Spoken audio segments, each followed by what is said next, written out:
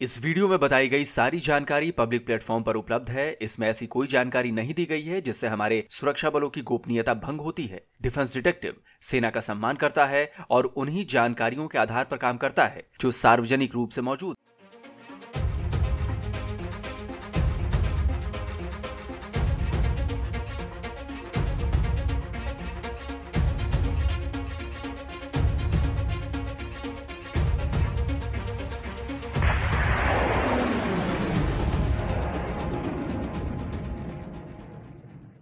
जाते जाते अमेरिकी राष्ट्रपति जो बाइडेन ने दुनिया को तीसरे विश्व युद्ध के मुहाने पर लाकर खड़ा कर दिया है और यह विश्व युद्ध सीधे सीधे न्यूक्लियर वॉर का इशारा कर रहा है।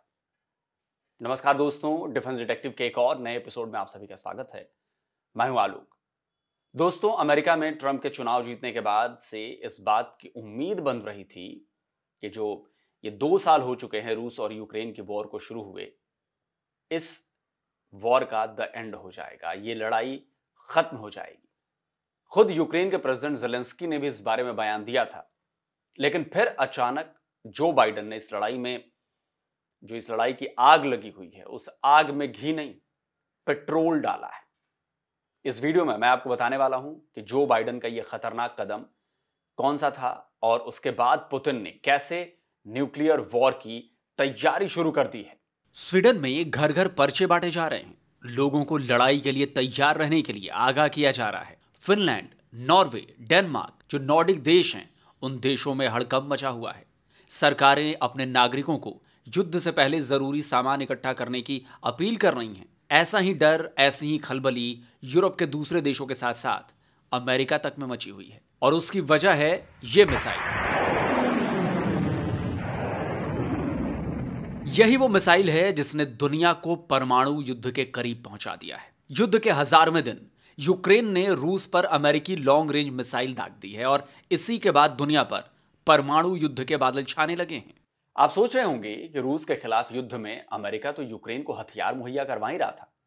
हर तरह की जो मिसाइल दे रहा था, फाइटर जेट्स दे रहा था, बंदूकें और तमाम दूसरे इक्विपमेंट्स, एमुनिशंस, ये सब दे रहा था और यूक्रेन उनका इस्तेमाल भी कर रहा था। फिर अब जब यूक्रेन ने अमेरिका की दी हुई ATACMS जो मिसाइल्स दागी हैं, तो इतना बवाल क्यों मचा हुआ है? असल में अमेरिका और यूरोप के कई देश यूक्रेन को हथियार तो लड़ाई की शुरुआत से ही दे रहे थे, लेकिन शर्त यह थी कि यूक्रेन उन हथियारों का इस्तेमाल यूक्रेन की सीमा के अंदर करेगा। यानी यूक्रेन की सीमा में घुसी रूसी सेना को मार भगाने के लिए ही केवल उन हथियारों का इस्तेमाल किया जाएगा। यूक्रेन उन हथियारों को रूस के किसी इलाके तक मार करने के लिए इस्तेमाल नहीं कर सकता था। 18 नवंबर को बाइडेन गवर्नमेंट ने एक ऐसा फैसला लिया जिसने दुनिया को चौंका दिया। बाइडेन ने यूक्रेन को रूस के अंदर तक मार करने के लिए अमेरिकी मिसाइल्स के इस्तेमाल की मंजूरी दे दी, यानी लंबी दूरी की मिसाइल्स की। अभी तक जो अमेरिका ने परमिशन दी थी या यूरोपियन देशों ने जो परमिशन दी थी, वो बोला था कि साहब जो भी हम हथियार तुम्हें देंगे वो तुम जिसको कहते हैं ना कि अपने सेल्फ डिफेंस में इस्तेमाल करना, खुद को बचाने के लिए, या उसका रेंज बड़ा शॉर्ट था, 10 किलोमीटर, 15, 20, 25, 30, 40, इतना ही रेंज था। ज्यादा रेंज के इन्होंने हथियार इस्तेमाल करने को इनको अलाउ नहीं करा आज तक। लेकिन अचानक जो बाइडेन परमिट कर देता है ATACMS को इस्तेमाल करने के लिए। लॉकहीड मार्टिन का ये वेपन है, ये मिसाइल है और ये 300 किलोमीटर की मारक क्षमता, यानी कि रूस के 300 किलोमीटर के अंदर, यानी कि रूस के डिवीजन हेडक्वार्टर्स होंगे, ब्रिगेड हेडक्वार्टर होंगे, बटालियन हेडक्वार्टर होंगे, उनके lines of communication and supply होंगे, स्ट्रेटेजिक इंस्टॉलेशंस होंगे, एमुनिशन डंप होंगे, 10 चीजें होंगी, एयरफील्ड होंगी, हेलीपैड होंगे, जो भी होगा, मतलब उनका ट्रूप कॉन्सेंट्रेशन होगा। हर जगह ये लोग ये मिसाइल मार के रशिया को नुकसान पहुंचा सकते हैं। बाइडेन के इस फैसले पर अमेरिका में चुनाव जीतने वाले ट्रंप और उनके समर्थकों को इसने शॉक कर दिया। इलेक्टेड प्रेसिडेंट ट्रंप के बेटे जूनियर ट्रंप ने आरोप लगाया है कि बाइडेन तीसरे विश्व युद्ध को भड़काने की कोशिश कर रहे हैं। लेकिन बाइडेन गवर्नमेंट ने अपने फैसले को अमेरिका के हित में बताया है। इतना ही नहीं, अमेरिका ने यूक्रेन को 275 मिलियन अमेरिकी डॉलर के नए हथियार भेजने का भी डिसीजन लिया है। इसके अलावा आज ही बाइडेन गवर्नमेंट ने पहली बार यूक्रेन को एंटी पर्सनल माइन सप्लाई करने की भी मंजूरी दे दी है। तभी मैंने कहा कि बाइडेन ने रूस यूक्रेन की लड़ाई में घी नहीं, पेट्रोल डाला है और इसे भड़काया है। बाइडेन के इस डिसीजन के बाद अमेरिका में तो ट्रंप सपोर्टर्स बवाल कर ही रहे हैं, रूस ने भी अपना आक्रामक रुख अख्तियार कर लिया है। बाइडेन के इस फैसले से रूस भड़क उठा। रूस ने सीधे सीधे बाइडेन के इस डिसीजन को दुनिया को विश्व युद्ध की तरफ धकेलने वाला बताया, और फिर वही हुआ जिसका डर था। पुतिन ने इस बात को लेकर पहले ही अमेरिका और वेस्टर्न वर्ल्ड को चेतावनी दी थी कि रूस के अंदर हमले के लिए अगर पश्चिमी देशों के हथियारों का इस्तेमाल होगा तो अंजाम न्यूक्लियर वॉर तक पहुंच सकता है। अमेरिका के इस फैसले के फौरन बाद रशियन प्रेसिडेंट पुतिन ने परमाणु हथियारों के इस्तेमाल से जुड़े नए नियम पर साइन कर डाले हैं।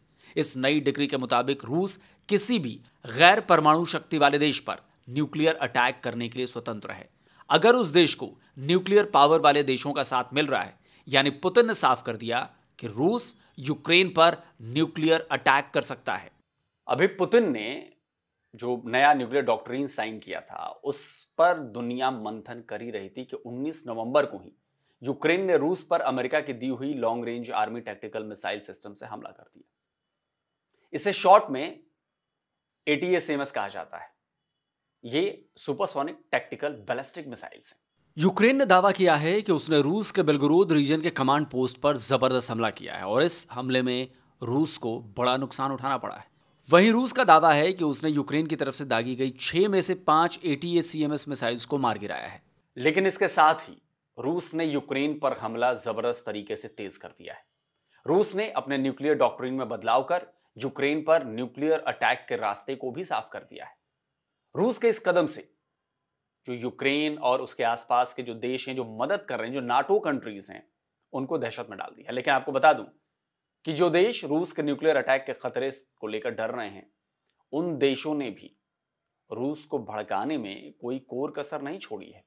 फिनलैंड, नॉर्वे, स्वीडन और डेनमार्क, ये चारों नाटो मेंबर हैं और इन चारों ही देशों को रूस के हमले का डर सता रहा है। लेकिन यही डेनमार्क पिछले 1 साल से लगातार अमेरिका से यह अपील कर रहा था कि वो यूक्रेन को रूस के अंदर तक हमले की परमिशन दे। अब जबकि अमेरिका ने यूक्रेन को इसकी मंजूरी दे दी है, तब डेनमार्क ने भी यूक्रेन को $141 मिलियन की मदद का ऐलान कर दिया है।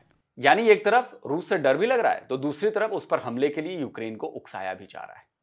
पूरे यूरोप की यही स्ट्रैटेजी रही है। सब के सब यूक्रेन के कंधे पर बंदूक रखकर रूस पर हमला कर रहे हैं और यूक्रेन मूर्खों की तरह इसे होने भी दे रहा है।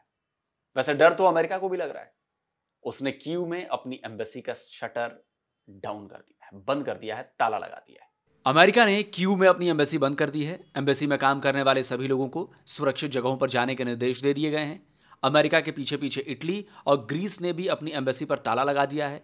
असल में अमेरिका को डर लग रहा है कि रूस कीव में उसकी एम्बेसी पर एयर स्ट्राइक कर सकता है। अब सबसे बड़ा सवाल यह है कि अब आगे क्या होने वाला है। क्या रूस वाकई यूक्रेन पर न्यूक्लियर अटैक करेगा और क्या यह लड़ाई वाकई वर्ल्ड वॉर में बदलने वाली है? बाइडेन की मंजूरी और यूक्रेन के मिसाइल हमले के बाद इस बात से इनकार नहीं किया जा सकता कि यह लड़ाई न्यूक्लियर वॉर तक नहीं पहुंच सकती। रूस ने अपनी तैयारी तेज कर दी है। न्यूक्लियर हमले से जुड़े नियम बदल दिए गए हैं। न्यूक्लियर वेपन्स पहले से ही तैयार हैं। कि बाइडेन ने इसकी अप्रूवल दी। फिर सुनने में आया कि जो फ्रेंच एंड जो ब्रिटिश लीडरशिप है उन्होंने भी इसकी अप्रूवल दे दी है। सो इट मीन्स कि जो जंग है वो एक सीरियस जो फेज में एंटर हो रही है। और सबसे बढ़ के अगर मैं आपको बात बताऊं, दिमित्री मेदवेदेव जो कि रशिया के फॉर्मर प्राइम मिनिस्टर भी रह चुके हैं, उन्होंने एक स्टेटमेंट जारी की है वर्ल्ड वॉर 3 की। उन्होंने कहा है कि रशिया की जो नई न्यूक्लियर डॉक्ट्रिन है उसका मतलब ये है कि नेटो जो मिसाइल फायर किए जाएंगे अगेंस्ट आवर कंट्री, ये हम जो है इसको हम कंसिडर करते हैं कि हम weapons of mass destruction against Kyiv and और उसके नेटो फैसिलिटीज पे हमले कर सकते हैं। तो अगर रूस यूक्रेन पर न्यूक्लियर अटैक करता है तो क्या यूक्रेन का हाल जापान की तरह हो जाएगा, पूरी तरह से तबाह और बर्बाद? लेकिन इस बीच यह भी खबर आ रही है कि अमेरिका में भी बाइडेन के इस फैसले का विरोध तेज हो रहा है। इन्फोवॉर्स की खबर बता रही है कि संयुक्त राष्ट्र के former war crimes prosecutor doctor Francis Boyle ने तीसरे विश्व युद्ध को रोकने के लिए बाइडेन के खिलाफ महाभियोग का विधेयक पेश कर दिया है। इधर इटली, हंगरी और स्लोवाकिया ने भी बाइडेन के इस फैसले का विरोध किया है। यानी बाइडेन पर एक तो घरेलू दबाव भी बढ़ रहा है और दूसरा अंतरराष्ट्रीय दबाव भी बढ़ना शुरू हो गया है। असल में बाइडेन का यह फैसला है भी बड़ा हैरान करने वाला। मैं तो कहूंगा कि यह पागलपंथी वाला फैसला है, यह पागलपन वाला फैसला है। उनकी पार्टी चुनाव हार चुकी है। जनवरी में डोनाल्ड ट्रंप नए राष्ट्रपति बनने जा रहे हैं। ऐसे में बाइडेन के पास केवल 2 महीने का वक्त बचा हुआ है। अब अपने कार्यकाल के आखिरी वक्त में बाइडेन ने यूक्रेन को रूस पर हमला करने के लिए अमेरिकी मिसाइल के इस्तेमाल की मंजूरी दे दी। ऐसा लगता है कि बाइडेन ने यह सारा रायता ट्रंप के लिए फैलाया है। उनका तो कार्यकाल खत्म होने वाला है। अब जो होगा वो ट्रंप को भुगतना होगा, लेकिन आगे क्या होगा इसका फैसला रूस को करना है, व्लादिमीर पुतिन को करना है।